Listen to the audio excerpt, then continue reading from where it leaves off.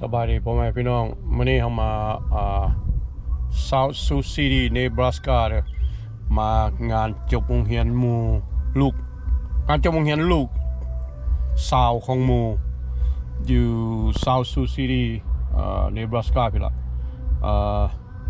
เดี๋ยวนี้เราสิเข้าไปสถานที่ท่าเพิ่นกำลังตกแต่งสถานที่เนาะเราจะเข้าไปเบิ่งเด้อโอเคเข้ามาสถานที่ครับพี่น้องนี่เป็นการให้เจ้ากำลังเลย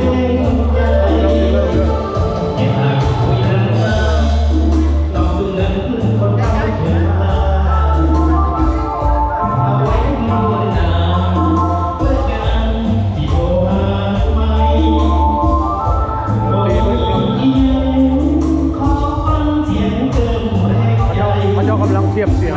ที่เราดูแล5 โมงแล้วพี่น้อง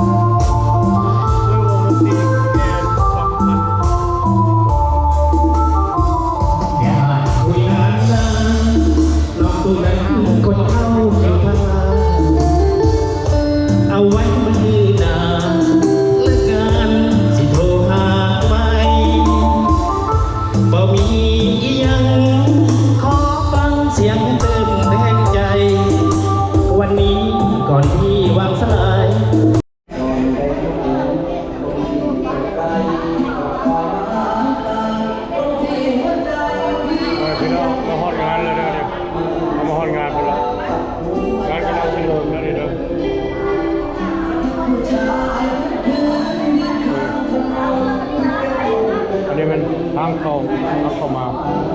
คนเข้ามานี่มันงานจบโรงเรียน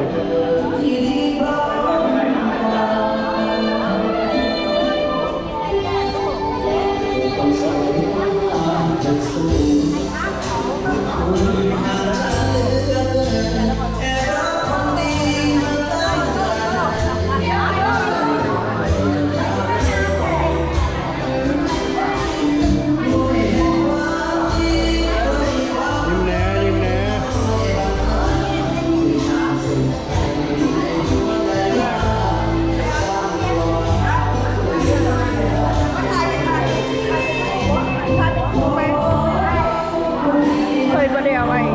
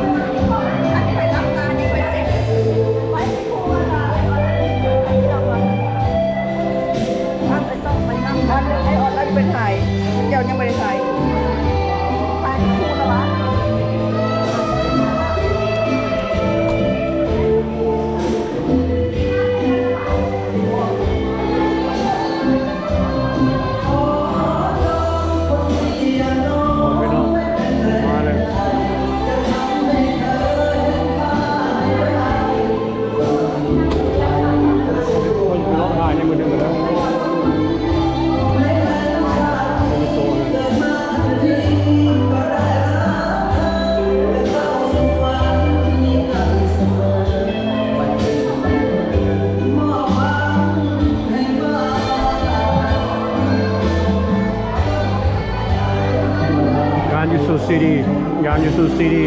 ไอโอวาเอาเลยอาหารเขาเจ้ากันเนาะ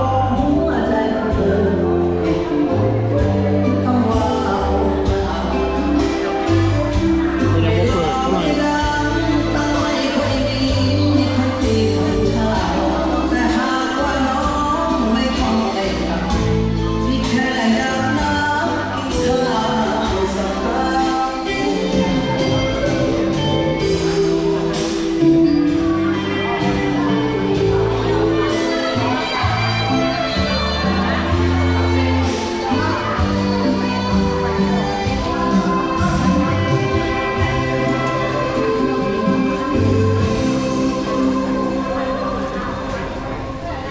การกินเยอะแยะโอเควงดนตรีเขาเจ้า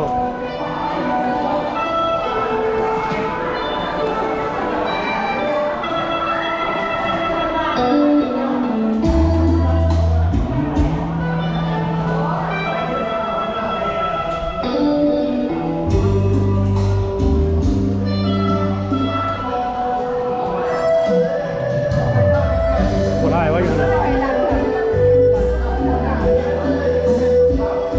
ลายเด้อ ใครหรอ ลายคนเดียวข่อย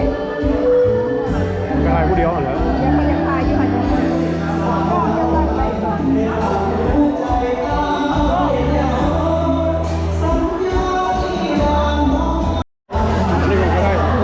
ด้นี่แม่นนาเจ้าภาพก็ดีเจ้าภาพงานนี่แหละไม่รู้นี่นะลูกสาวเพิ่นนี่แหละอันเจ้าบุญเงี้ยนี่นะเดี๋ยวว่าจะเอาลูกสาวเพิ่นมาแนะนำเด้อแล้วจะเอาภรรยาเพิ่นมาแนะนำเด้อติดตามเด้อพี่น้องเด้อ โอเคเข้าใจ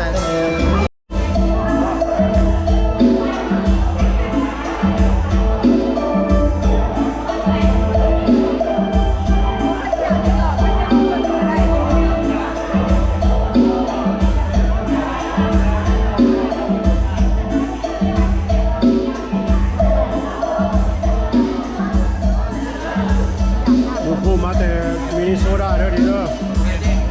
มินนิโซตา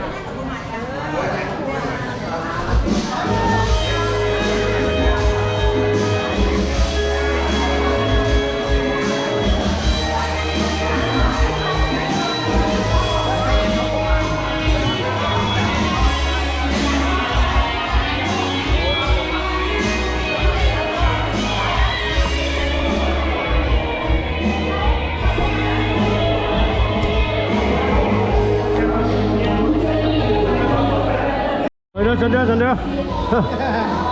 ได้แฟนได้อันผู้ติดตามอีกคนหนึ่งเลยแล้วเด้อมันอยู่ซูซีดีบ่ เขาอยู่โอมาฮา โอ้อยู่มาหาโอ้พวกไอ้ก็มาแต่เดมอยเนี่ยมาแต่เดมอย ทีนี้รู้จักกัน ยังไงดีรู้จักเด้ออันนี้แฟนบ่เนี่ย เนี่ย อ๋อ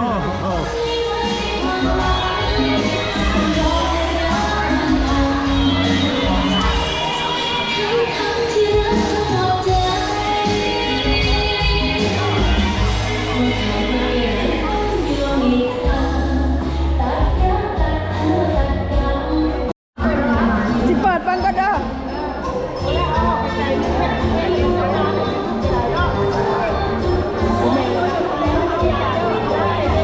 สบายดีเด้อมาจะไม่ได้โซดาได้นี่นักท่องได้นี่มีแต่นักท่องได้นี่เฮ้ยแล้วต้องเอาแม่มา เนี่ย โอ้ใครผู้เห็นเลยบ่เคยถ่ายจักเถื่อเด้อนี่เด้อเย้สบายดีมันจะมีสตาร์มาดิไม่ได้สบายดีสบายดีเด้อ YouTube ได้ดิ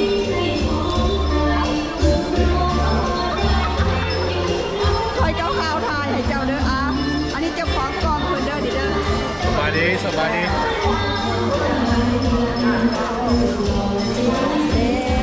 มันจะมีสตาร์กันคอยมันจะใส่คอยมันจะใส่คอยมันจะอายเอาว่าเด้อดิเด้อคอยมันเป็นกล้องคอยได้หลาย สมัครเล่นด้วย แล้วมีความว่าจะ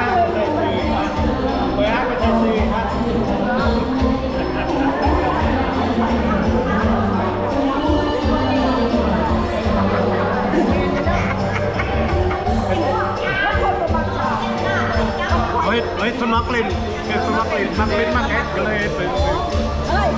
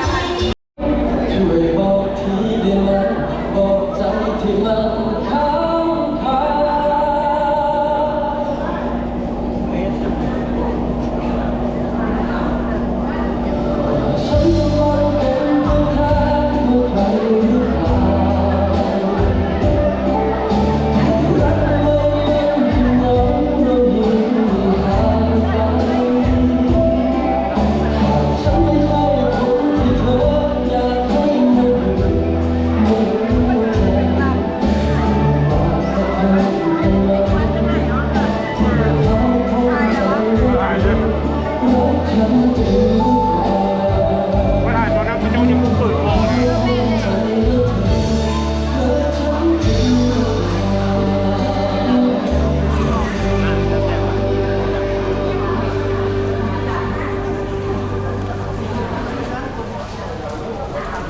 เพลงฉันมันเป็นตัวแทนของใครหรือเปล่าอยู่ในอัลบั้มชุดที่7ทั้ง10เลยครับเพลงนี้ก็น่าจะเข้ากับ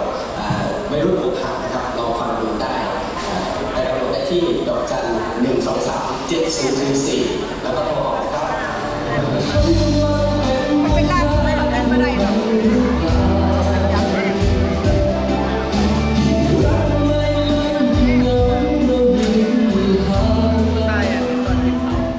Are you in it? Say something. No, you go.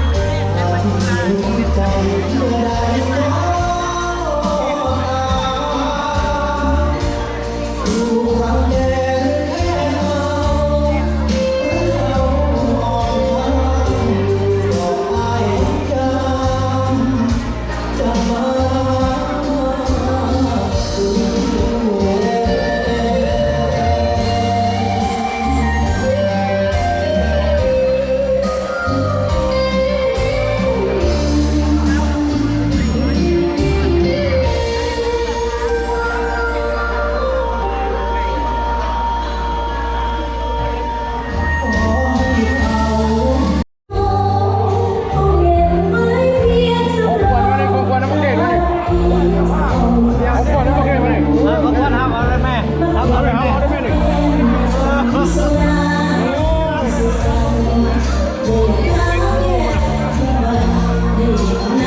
บ้านมันจะ200หน่อยฮะบ้านกูไม่กล้า